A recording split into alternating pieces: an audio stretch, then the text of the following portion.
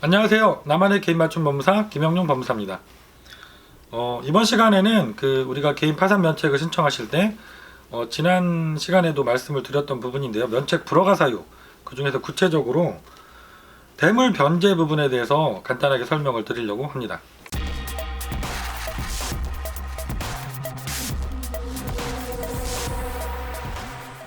대물 변제를 먼저 어떤 것인지 말씀을 드리면, 채무자가 부담하고 있던 본래 채무 이행과 다르게 다른 급여를 함으로써 채무를 소멸시키는 채권자와 채무자 사이의 계약을 말합니다. 대물 변제 계약이라는 것은, 이걸 좀 쉽게 말씀드리면, 내가 A에게 금전을 1,000만 원을 빌렸습니다. 근데 이 돈을 돈으로 갚지 못하고 물건으로 대신 갚는 거죠. 부동산을 양도해 준다던가, 아니면 내가 갖고 있던 유체동산을 양도해 준다든가. 그래서 내가 1,000만 원을 대신해서 이것을 갚아줄게, 이렇게 계약을 하고 주게 되면 이게 대물 변제가 되는 것이죠. 근데 이 대물 변제가 왜 우리가 면책 불허가 사유에 해당될 수 있고 문제가 되는지 말씀을 드리면, 이게 법조항은 면책 불허가 조항은 564조에 규정이 되어 있고요. 이 564조 1항 1호에 보면 사기 파산죄에 해당되는 행위들을 한 경우에는 면책 불허가로 규정을 하고 있죠. 근데 우리가 사기 파산죄 규정 651조 1항 2호에 이 대물 변제에 대한 규정이 있습니다.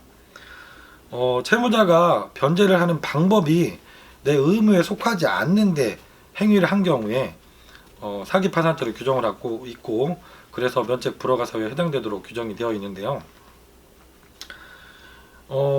법원에 나와 있는 판례들을 간단하게 먼저 말씀을 드려보면, 이런 경우들이 많이 있으신 것 같아요. 특히 이제 자영업을 하시거나 이렇게 장사를 하시던 분들이 어려움에 처해서 이제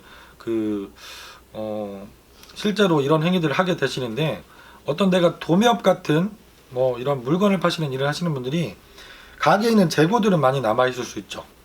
아니면 제조업을 경영하시는 사장님들도 내가 지급불능 상태에 이르렀지만 재고 물품이나 설비 같은 거를 갖고 계실 수는 있습니다. 그런데 이제 기존의 거래처, 물건을 납품해 주셨던 거래처에서 잘 알고 계시던 사장님들이 이분이 망하게 생겼으니까 자꾸 찾아오시고 독촉을 하니까 그 재고 물건들을 통째로 그냥 넘겨주시는 경우들이 생기는 거죠. 내가 돈으로는 그분의 미지급 대금을 줄 수 없으니까 물건으로 대신해서 이렇게 갚아주겠다고 다 물건을 다 주고 이렇게 하고 상담을 오시거나 진행하셨던 경우들이 있는 거죠. 이런 경우에 이 대물 변제 조항에 걸릴 수가 있습니다. 마찬가지로 우리가 의무에 속하지 않는 행위, 이것을 규정하고 있는 것이죠. 돈으로 줘야 되면, 돈으로 주는 거는 일정 정도 편파 변제에 크게 해당되지 않는다고 하면 괜찮은데, 내가 원래 줄 돈이 있었던 사람한테 특정한 물건을 대물 변제로 이렇게 주는 경우에는 다른 채권자를 해할 수 있는 행위로 보고 면책 불허가 사유의 한 가지로 규정을 하고 있는 것입니다.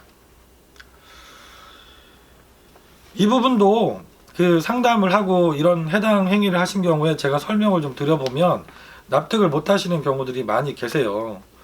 실제로 내가 인지상정이죠. 내가 거래하시던 사장님께서 그분도 내가 대금을 지급해주지 못하게 되면 그분도 사정이 또 어려워지게 되고, 그래서 그분도 망하는 상황까지 갈 수 있으니까 그런 걸 안타깝게 생각하시고 남아있는 물건이라도 내가 다 넘겨드리겠다 이러고 하고 오시는 거죠.